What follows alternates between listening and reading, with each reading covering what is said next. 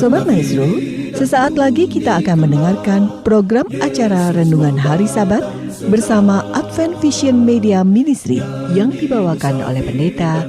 Selamat mendengarkan. Yesus mau datang segera.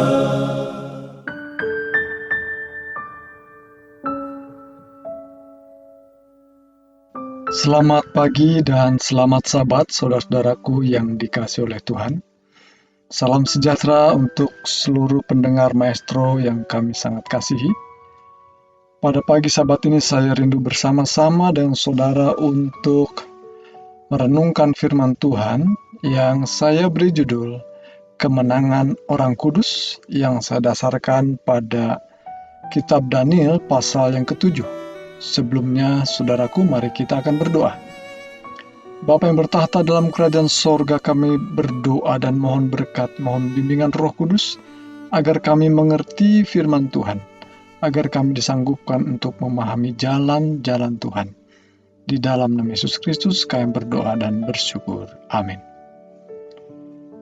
Saudara-saudaraku yang dikasihi oleh Tuhan, hidup di dunia belakangan ini, khususnya di negeri Indonesia yang kita cintai ini, yang adalah negeri yang berdasarkan hukum. Dan di negeri yang berdasarkan hukum tentu adalah hal mudah untuk melihat kehidupan kegiatan hakim menghakimi, dalam arti kegiatan di pengadilan. Kita dapat dengan mudah mengakses kegiatan tersebut. Dan di antara kita mungkin ada yang pernah berada duduk di kursi salah satu di antara yang diduduki oleh hakim, mungkin sebagai pengacara, mungkin juga sebagai terdakwa. Dan saudaraku sekalian, bila mana itu menjadi bagian kita sebagai terdakwa, adalah sesuatu yang mungkin menggetarkan dan mengkhawatirkan, dan bahkan mungkin kita berharap tidak ada di sana kita. Namun saudaraku sekalian, kita adalah seseorang yang didakwa oleh kuasa kejahatan, yaitu oleh setan yang adalah pendakwa seluruh umat manusia. Maka kita adalah terdakwa. Kita memang orang yang dituduh bersalah. Saudaraku sekalian, renungan pada pagi Sabat ini saya mengambil pasal yang ke-7, merupakan lanjutan daripada pembahasan kita sepanjang beberapa pekan ini. Pasal 1, pasal 2, pasal 3, 4, dan 5, 6, dan pagi ini kita lanjutkan pada pasal yang ke-7. Di dalam pasal ini kita menemukan ada dua penglihatan besar yang dilihat oleh Nabi Daniel. Disebutkan dalam Daniel pasal yang ke-7 ayat 1, pada tahun pertama pemerintahan Belsasar, Raja Babel, bermimpilah Daniel dan mendapat penglihatan-penglihatan di tempat tidurnya. Lalu dituliskannya mimpi itu, dan inilah garis besarnya. Ya, Nabi Daniel menuliskan garis besarnya. Dia mendapatkan penglihatan pada tahun pertama pemerintahan Belsasar, di mana kita sudah membahas pada pasal yang kelima, akhir daripada pemerintahan Babel, akhir juga daripada pemerintahan Belsasar. Maka ini seperti mundur kembali ya secara kronologisnya. Maka inilah garis besar penglihatan yang dilihat oleh Nabi Daniel.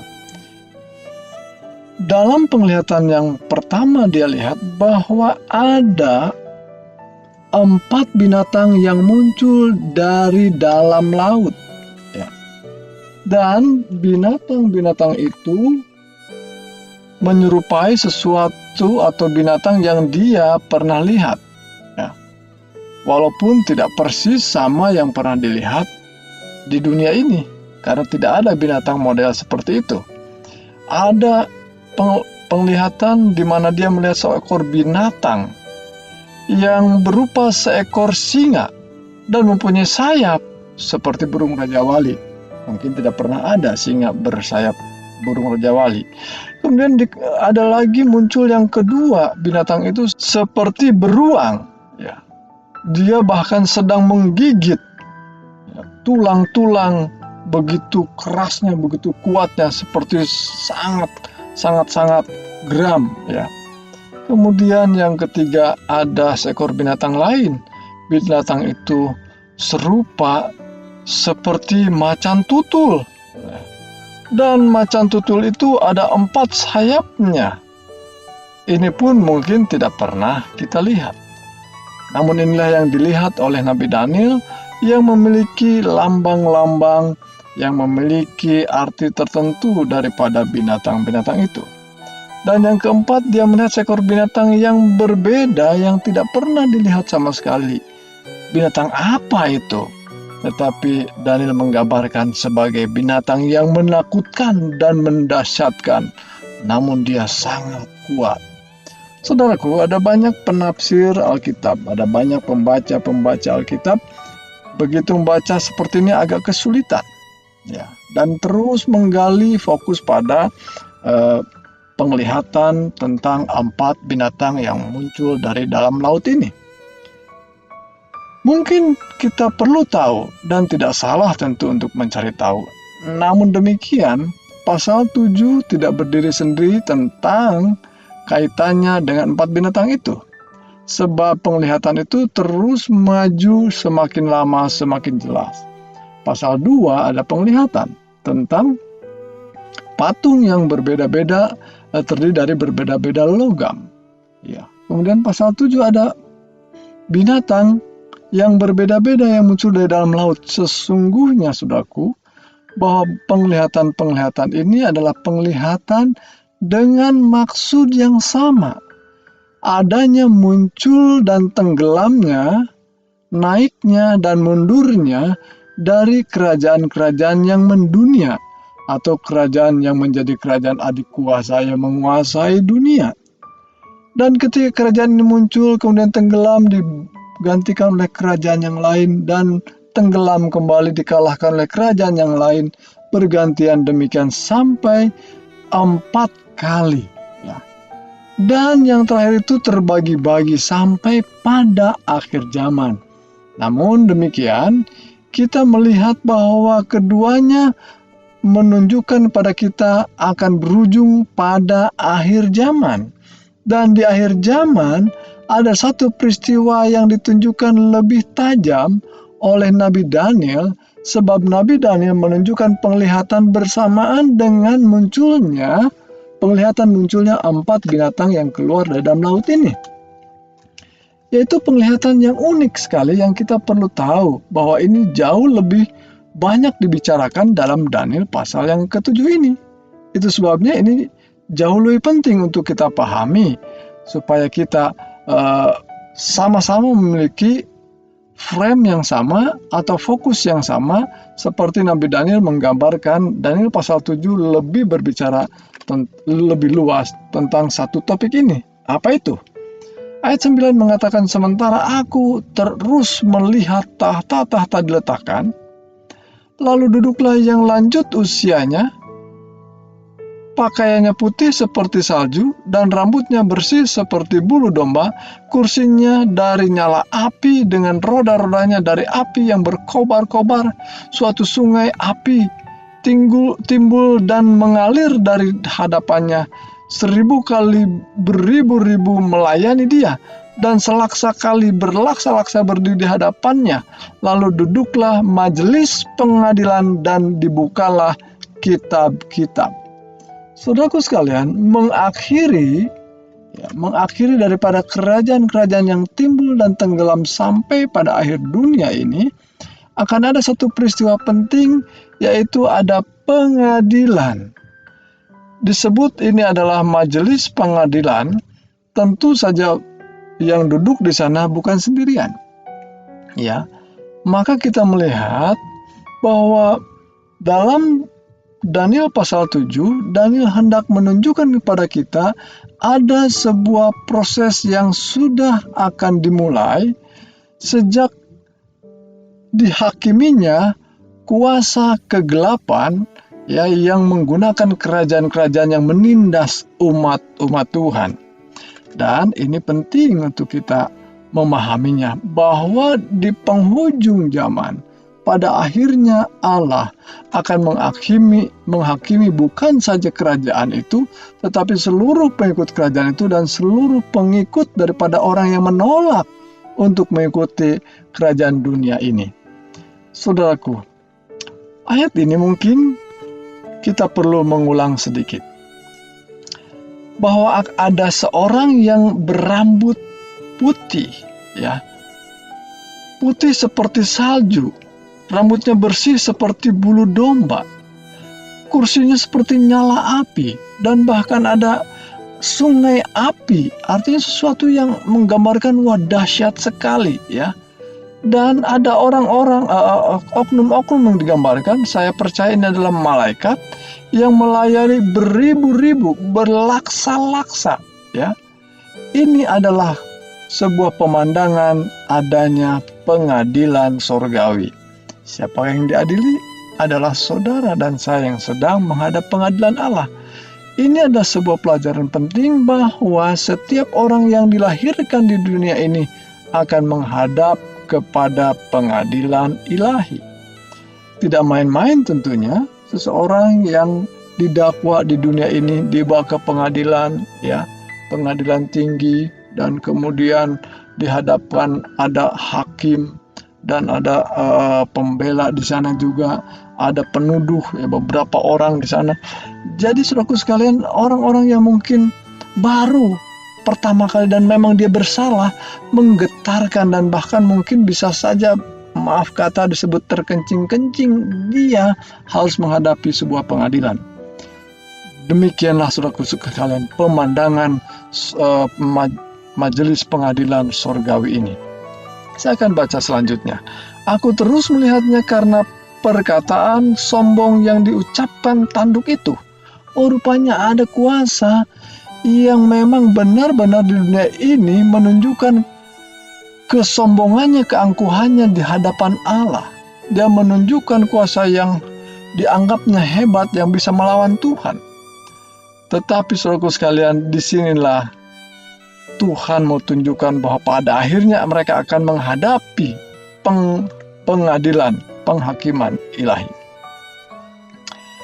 Ayat 15 saya lompat. Maka aku, Daniel, terharu karena hal itu, dan penglihatan yang kulihat itu menggelisahkan aku. Lalu ku dekati salah seorang dari mereka yang berdiri di sana, dan ku minta penjelasan tentang semuanya itu. Maka berkatalah kepadaku, dan diberitaukannyalah kepadaku maksudnya. Binatang-binatang besar yang 4 ekor itu ialah 4 raja yang akan muncul dari dalam bumi. Sesudah itu orang-orang kudus milik Yang Maha Tinggi akan menerima pemerintahan, dan mereka akan memegang pemerintahan itu sampai selama-lamanya, bahkan kekal selama-lamanya. Dan saudaraku sekalian, kerajaan akan berganti kerajaan. Tetapi mereka menyombongkan diri di hadapan Allah, di hadapan umat-umat Allah, sehingga pada akhirnya, ya, skenario yang sudah dibuat oleh Allah melalui Nabi Daniel ini, kekuasaan itu akan beralih pada akhirnya pada orang-orang kudus milik Yang Maha Tinggi. Namun demikian, perjalanan ke sana masih jauh pada waktu itu tentunya. Namun sekarang ini kelihatan sudah semakin dekat. Umat-umat Allah yang memegang kebenaran semakin terjepit, dan sejarah terus berulang bahwa umat Tuhan sering mendapat tekanan. Saya akan lompat. Salah satu ayat yang menggetarkan kita adalah tertulis dalam ayat yang ke-25. Ia akan mengucapkan perkataan yang menentang Yang Maha Tinggi, dan yang akan menganiaya orang-orang yang kudus milik Yang Maha Tinggi. Ia berusaha untuk mengubah waktu dan hukum, dan mereka akan diserahkan ke dalam tangannya selama 1 masa dan 2 masa dan setengah masa. Saudaraku sekalian, kuasa penganiayaan di akhir zaman itu telah ditunjukkan di dalam ayat ini, bahwa ayat ini menggambarkan bahwa kuasa itu kuasa yang begitu jelas, menggambarkan seorang atau satu lembaga yang kelihatannya mungkin mengagungkan Tuhan, seolah-olah dia pengikut Tuhan, tetapi dia mengucapkan menentang yang maha tinggi, mengakui kekuasaan yang datang dari Tuhan, padahal Tuhan tidak memberikan kuasa kepadanya untuk melakukan sesuatu yang menentang firman Tuhan. Salah satu contohnya adalah mengubah waktu dan hukum, artinya mengubah waktu yang ada kaitannya dengan hukum Allah. Apa itu? Ya tentu adalah hukum Sabat. Siapakah yang pernah merubah ini? Lembaga gereja pernah melakukan hal ini, dan umat Tuhan yang mengetahui kebenaran menentang hal ini, tetapi mereka dianiaya, benar-benar dianiaya. Gereja pernah melakukan penganiayaan yang hebat kepada dunia yang menentangnya, khususnya kepada mereka yang tidak mau mengikuti ajarannya, yang menentang ajaran gereja itu. Dan benar ayat ini mengatakan dalam sejarah bahwa orang-orang kudus dianiaya hanya untuk memenangkan pertarungan, ya, dalam arti menentang kuasa yang dianggap menentang kekuasaannya di dunia ini. Dalam sejarah, saudaraku sekalian, gereja pernah melakukan ini. Kepada siapa? Kepada umat yang bergereja juga, ya. Dan bahkan dengan kuasa yang bukan saja menghukum, bukan saja memukuli, menganiaya, bahkan menggergaji, bahkan mungkin menghancurkan kepalanya, memenggalnya, kemudian menarik kaki dan tangan sampai copot-copot. Itu sejarah tidak bisa hilang, saudaraku sekalian. Benar-benar pernah terjadi, dan siapa yang melakukannya? Gereja, saudaraku sekalian. Bukan pemerintahan dunia, tetapi pemerintahan gereja yang menggandeng kuasa dunia pada akhirnya. Jadi saudaraku sekalian, umat Tuhan pada saat itu benar-benar terdesak, benar-benar teraniaya. Mereka yang mau setia, benar-benar mereka harus mengalami aniaya yang berat dan bahkan kematian. Ayat ini sungguh menggetarkan. Ayat ini sudah memberikan kejelasan tentang siapa umat Tuhan dan siapa umat yang pada akhirnya dipakai oleh kuasa kejahatan. Ayat 26, lalu majelis pengadilan akan duduk dan kekuasaan akan dicabut daripadanya untuk dimusnahkan dan dihancurkan sampai lenyap. Maka pemerintahan, kekuasaan, dan kebesaran dari kerajaan-kerajaan di bawah semesta langit akan diberikan kepada orang-orang kudus, umat yang maha tinggi. Pemerintahan mereka adalah pemerintahan yang kekal, dan segala kekuasaan akan mengabdi dan patuh kepada mereka. Saudaraku yang dikasihi oleh Tuhan, sungguh pada akhirnya janji Tuhan diberikan pada kita. Pada ayat-ayat terakhir itu ditunjukkan, sekalipun umat Tuhan akan menghadapi aniaya yang berat, oleh karena kuasa kejahatan sungguh-sungguh yang digerakkan oleh setan dan menggunakan pemerintahan, menggunakan kuasa gereja bahkan, menganiaya umat Tuhan, menganiaya mereka yang setia pada firman Tuhan. Ini benar-benar telah terjadi dalam sejarah, dan bahkan nubuatan firman Tuhan menunjukkan ini akan terjadi kembali. Sejarah akan berulang. Namun demikian janji Tuhan ditunjukkan pada kita.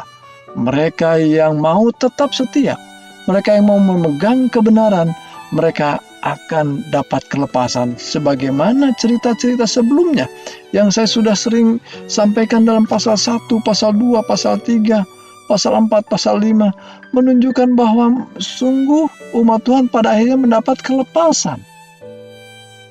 Dan apa yang akan menjadi bahagian daripada umat Tuhan?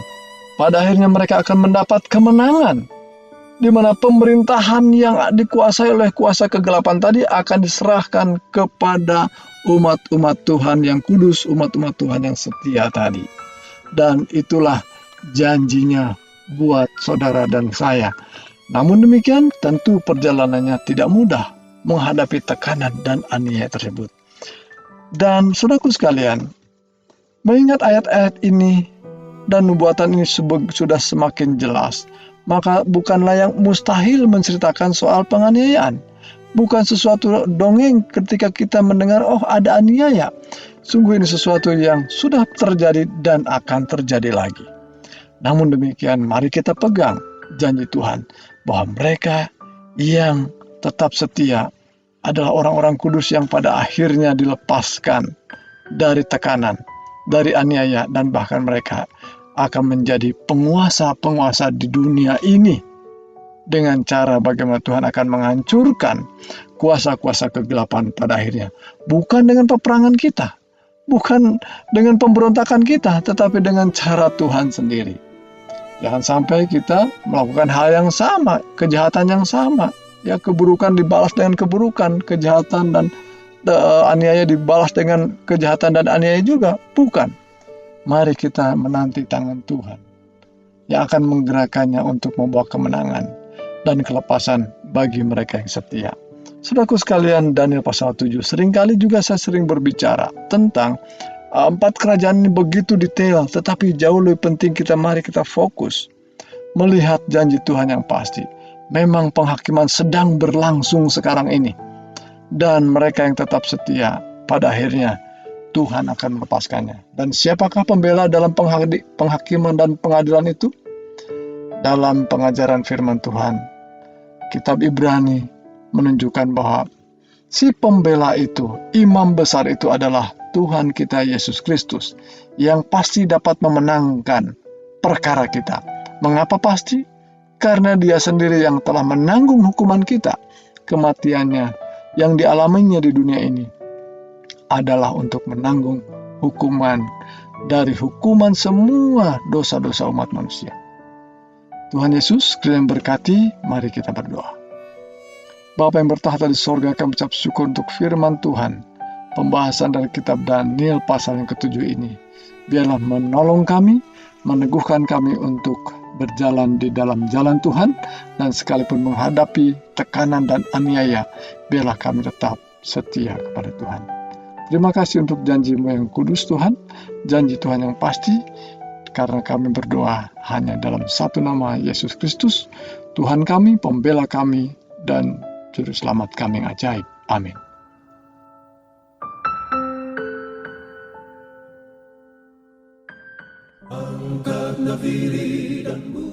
Sobat Maestro, Anda telah mendengarkan program acara Renungan Hari Sabat bersama Advent Vision Media Ministry. Untuk tanggapan pendengar, hubungi 087 888 777 689. Terima kasih atas kebersamaan Anda. Tuhan memberkati.